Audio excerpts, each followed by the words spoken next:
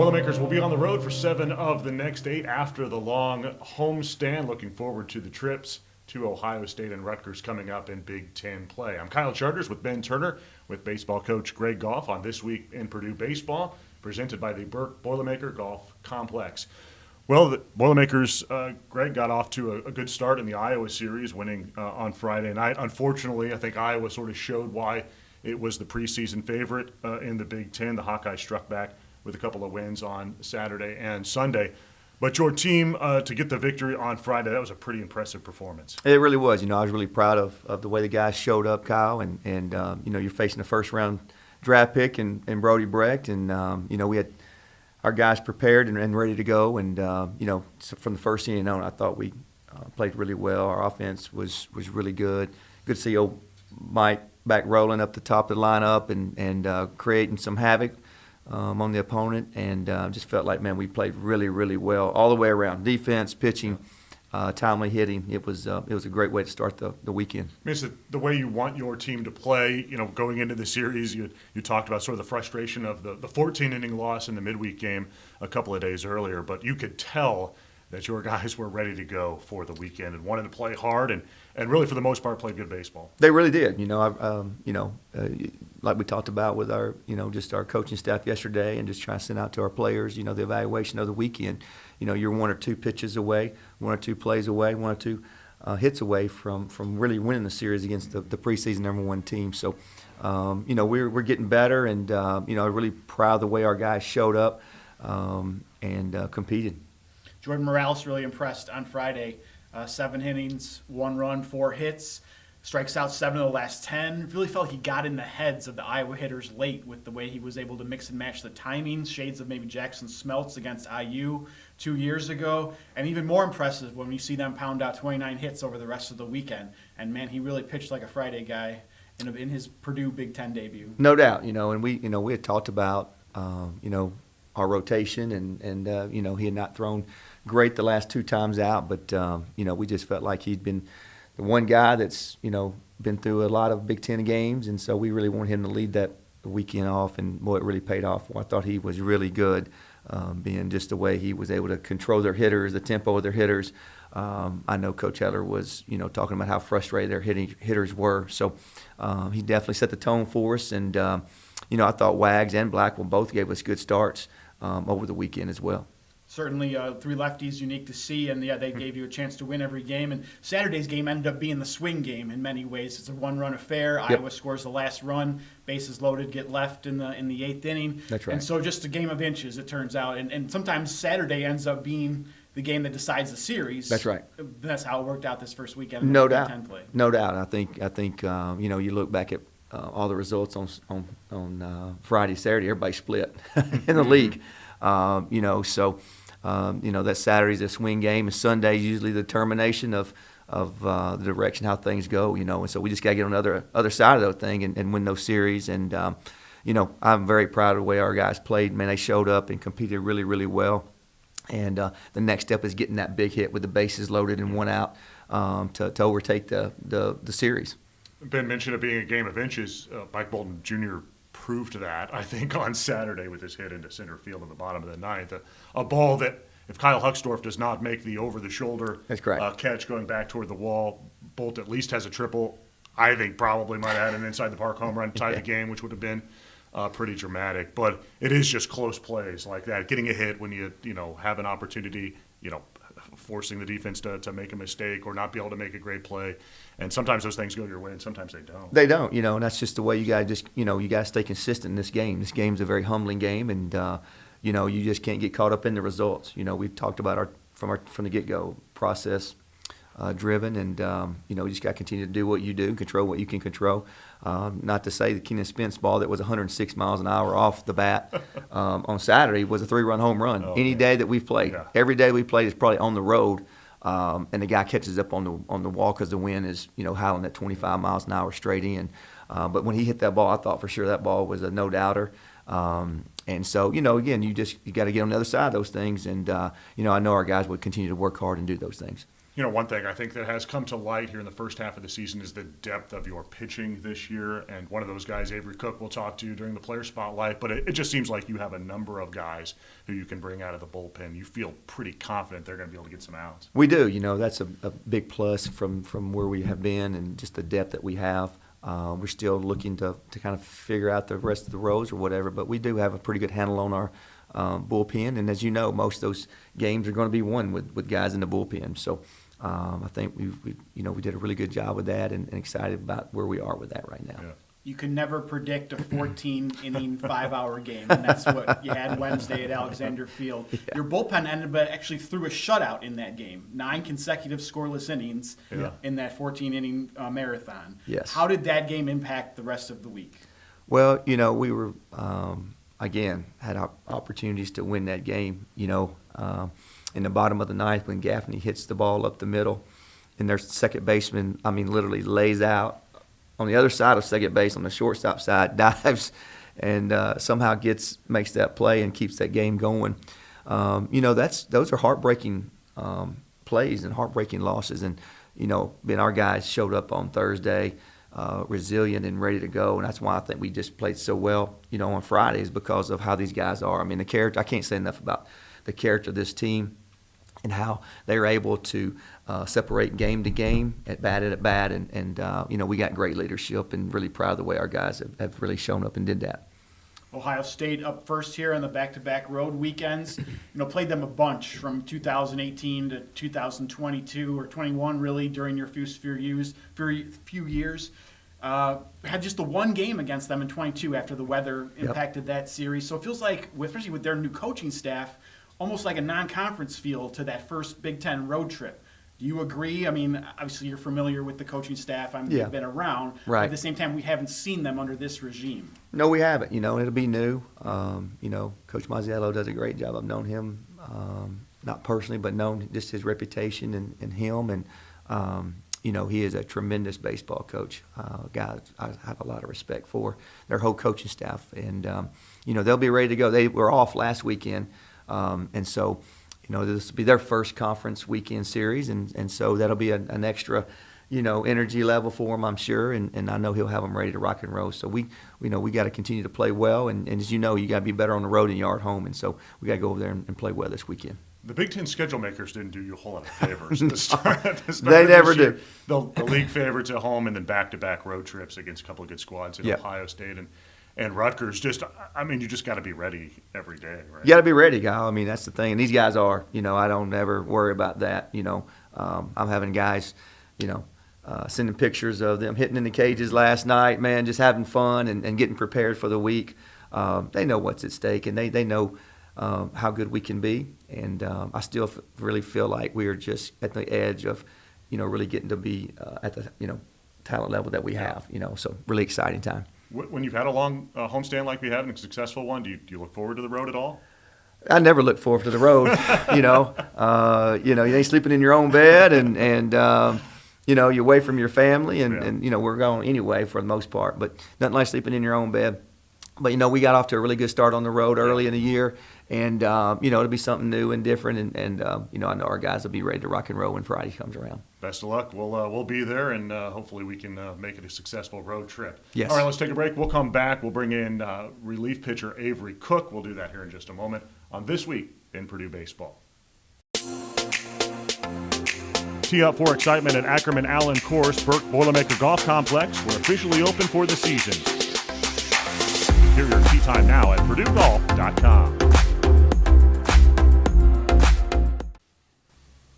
Happy to be joined by Avery Cook. We'll talk a little bit of relief pitching and the Boilermakers' recent homestand as we get set to go back on the road against Ohio State this weekend. Avery, first of all, thanks for taking the time today on a busy day, to say the least. You had a great weekend against Iowa, pitched a couple of times, including you being out on the mound on Friday to close out what was Purdue's 7th consecutive Big Ten opening win.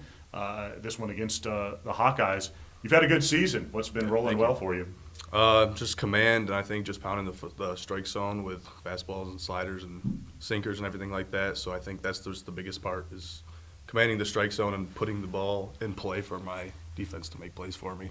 On Friday, you were set up by Jordan Morales' great performance, and your teammates on offense got you a little bit bigger lead to go out there for the last couple of innings. When you come in that situation, when you've watched a guy like Morales sort of, mow down Iowa and do so in a different way, Right. a little bit than what you bring to the table, sort of what's your mindset coming in? It just makes it a lot easier to pitch, just knowing that Jordan dominated them for 7 innings, and Yeah. they were obviously upset at that point. So, like, coming into a game up as many runs as we were with the results that Jordan got, it just makes it so much easier to just go in and be confident. Yeah. You were one of 8 pitchers to take the mound in that 14-inning marathon against UIC. You had a successful outing, left the bases loaded at one point. When a bullpen basically pitches a shutout like that, 9 consecutive scoreless innings, is it just an all-hands-on-deck feeling down there that, hey, everybody's going to go until we score and Yeah. everybody's got to be ready? Yeah, it's just a mindset thing. Like, you know you're going to pitch eventually. We didn't know it was going to be 14 innings, obviously, but just the ability to stay locked in through those 14 innings, knowing we're going to need everybody today, is just something that we're really good at doing. And everybody was just locked and ready to go from the start that day. Do you think 9 consecutive scoreless from a bullpen in a single game earns a pitcher's BP as a quasi-shutout? I think it does. I think it should does. at least, right? Yes. Well, like we said, you and Carter Dorn both got out of bases loaded jams late in that game to extend the game. Is that the biggest thrill that a reliever can have, to keep a game tied or maybe your team in the lead and leave the bases loaded? Absolutely. Like, me and Carter were talking about it after the game, and that was the level of adrenaline we haven't faced all year. Like, that was like, I don't know how to explain it. Like, it was just like you kind of like black out in the moment. Like, you just kind of trust the work you put in and just believe in yourself, and obviously believe in your teammates, like Carter getting me out of the bases loaded jam after I did it myself. So it's just having the confidence in each other and trusting the work that you put in. That is the exact word I have on the sheet, adrenaline rush. Yeah, absolutely. So it's cool that you brought that up without me saying it. Yeah. That was a fantastic game, unfortunately won by UIC in 14 innings, but it featured a ton of great defensive plays, including your own, Yeah. which I don't think I've seen many pitchers make the kind of play you did on a ball hit down the third base line. What was it, probably 15, 20 feet down the line. Not many pitchers can do that. Not many who are 6'6", 230 pounds can do that. I didn't think you had a chance to make the play as it was happening live, but it was a heck of an effort. Sort of take me through that, what you were thinking. Was there ever a period where you thought maybe you were just going to have to maybe try to knock the ball toward home with your glove? How did you manage to make the out at first to get out of that jam? Yeah, initially when I was coming off the mound, my mindset was I was going 4 because I knew the bases were loaded.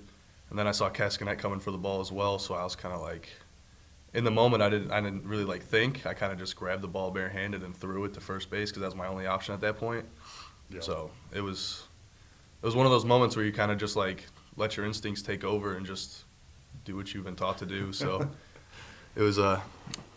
It was That a pretty probably good was play. the most overlooked web gem of the week because there was a lot from both teams. Yeah, I was yeah. catching center field.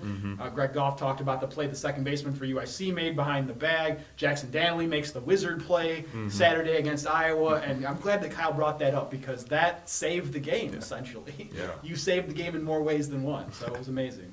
Yeah, it was a heck of a play. Thomas Green came in and made a slide. I mean, it was just a crazy, crazy game in terms of defensive plays by both teams. You and Griffin Lohman have been 2 of the most tenured pitchers out there. You've been around for a while, which is nice to see guys stick around, certainly. But you've seen a little bit of everything during your tenure, from a season cut short by the pandemic to a Big Ten only season. You've seen some success. You've seen some difficulty. Just what's that been like to stay in one spot for that long? Just makes it even sweeter just being here, just knowing that everything I've done is for a purpose, and every time I've failed, it's been for getting better. So like last year, I took that as an advantage to like not want that to happen again, to motivate me to be better this year. And I think just the support staff and everybody here just helped me do that, and it's really set me up for success. So Maybe take us through your road a little bit to where you are now here in 2024. Tommy John surgery, I think the injury originally occurred late in 2021, the season at least, May 2021. Yep. The surgery probably that summer or fall. Yep. You sit out a season, you're back on the mound the fall of 2022. You mentioned last year was not the best year. This year you decide we're going to try sidearm, and it's working in a big way. Yep. Maybe a few bits and pieces of how that process all played out? Yeah, I mean, after the surgery, obviously, it's something that some people face where they kind of just don't feel like they did before the surgery. And I think I had an initial feeling like that after. I just didn't really have the confidence I had before. And I think just having Coach Newman come in this year and just instill that confidence in me and believe in me, and we experimented with the sidearm kind of in the fall, late the fall. And it really worked, and I really liked it, and I wasn't having much arm pain. I wasn't getting sore anymore. So it was just like it was meant to be, I guess. And I'm really happy that I was able to have people that supported me in trying new things and trying to make me the best that I can be. And I'm just grateful that it happened because it's the best decision I've ever made. So. We've had other guys talk about the impact of Josh Newman, but it's been starting pitchers. Right. Jordan Morales and Luke Wagner have been on the show and talked about the difference that he's made from a bullpen point of view. I mean, what has Newman brought to the table for you guys? Like I said, it's just the confidence aspect. Like, he believes in you. If he's putting you on the mound, like, he knows you're going to get the job done. And even if you fail, like, it's going to be a learning process. Like, you're not going to fail and then just kind of sit in the back of the bullpen and kind of just linger there and not learn from it. Like, if you fail, we're going to watch video. We're going to go over stuff that happened and why it happened and analyze it and try not to let it happen again through the failure. So that's the biggest part. Let's talk a little bit about that hat. That is your dad's travel team. Yes. In New York, you Yes. come from a big baseball family. He's coached a lot, Yep. I would imagine, and helped you coming up. Just talk a little bit Absolutely. about that and his team and sort of how much baseball meant to you, growing up in New York. Yeah, shout out Accelerate Elite, upstate New York, Utica, New York. Baseball is everything in my life. Like, not everything, but like it was the biggest part of my life growing Yeah. up. Is what I did. It's what we did all summer. We traveled, and my parents obviously had a huge part in that. They did it for me. I wouldn't be here without them. So I like to rep it and just expose their travel team as much as I can and Yeah. support it. So yeah. Well, it's cool that it's got some Purdue gold in there. Yeah. We'd like to give you a chance to shout out some teammates, maybe that we haven't already discussed on the show, but whether they're from the bullpen, maybe some longer tenured guys like Loman or whoever, who's been maybe flying under the radar a little bit, who deserves some love on This Week in Purdue Baseball. Oh man, I think everybody, like, it's hard to narrow it down to one or two people because everybody just makes the team go around. But I think just like Mike Bolton stepping up and having a big time leadership role this year, like being the oldest guy, like the longest tenure, I think. Yeah, he'll be the longest tenured guy. So him stepping up, Coop Kornblum, just being the leader that we need to step in, it's been great. So. We close out the player segment with what we call personal preferences, Avery. We just are trying to learn more about you. So as I say, there are always no wrong answers. But we do have you pick a number, and then we'll see what you come up with. This week we're down to between 1 and 16. Go 12. 12. Yeah. All right, most interesting or exotic place you've traveled to? Oh, man. I'd probably say Sedona, Arizona. Okay. I haven't really traveled much outside of the United States, so it's not like anything crazy, but it's just like I'm from New York, so obviously Arizona's a whole new world there, so Yeah. that was one of the most surreal experiences, just seeing like the different landscape and Certainly Stuff like a that. travel locale of note in Arizona. Anywhere in New York come to mind? Kyle and I haven't spent a lot of time in New York over the years, but there between Long Island and the Hamptons and upstate New York, I'm trying to think of the name of the valley, the river, and the northern part by Albany that it's pretty famous. Ever been up in that neck of the woods? the Adirondacks. Yes, I that's spent a right. lot of time up in the Adirondacks growing up. I have family that has camps up there. I have friends that have camps, so it's been like that was the destination when we weren't traveling for baseball. It was go to the lake and have a boat day or something like that, and it was just a big part of my life growing up. So Cool. it's beautiful. So, All right, well, we took that one in multiple angles here, so we'll do it again. Between 1 and 16, don't pick 12. we'll go 7. 7. TV or online show or series you can't stop watching. Definitely the Breaking Bad series.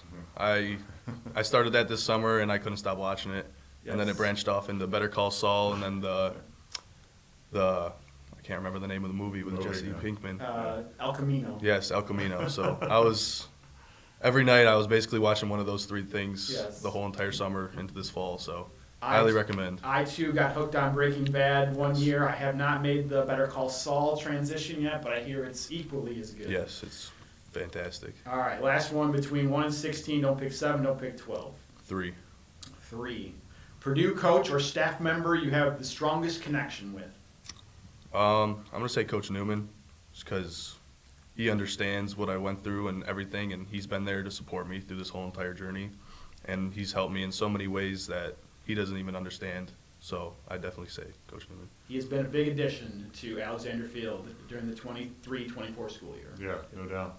So I asked this of Coach Goff a couple of minutes ago. Do you look forward to road trips after you've been at home for a while? You've got Ohio State coming up this weekend and then Rutgers in a couple of weeks. I do now because my family's coming to the next few road Okay, trips. cool. They're coming to Ohio State, and then they're going to be down at Rutgers. So these two I'm looking forward to, but other than that, not really. I like being at home at Alexander, but yeah. Avery, appreciate it. You pitched great this year. Looking forward to Thank seeing you out on the mound again here soon. Yeah, thanks for having me. All right, that'll do it for the show for this week. Of course, we'll be back next week, talk a little bit about the Ohio State series, get you set up for Rutgers as well. Thanks to Avery Cook and Greg Goff. For Ben Turner, I'm Kyle Charters on This Week in Purdue Baseball, presented by Burke Boilermakers.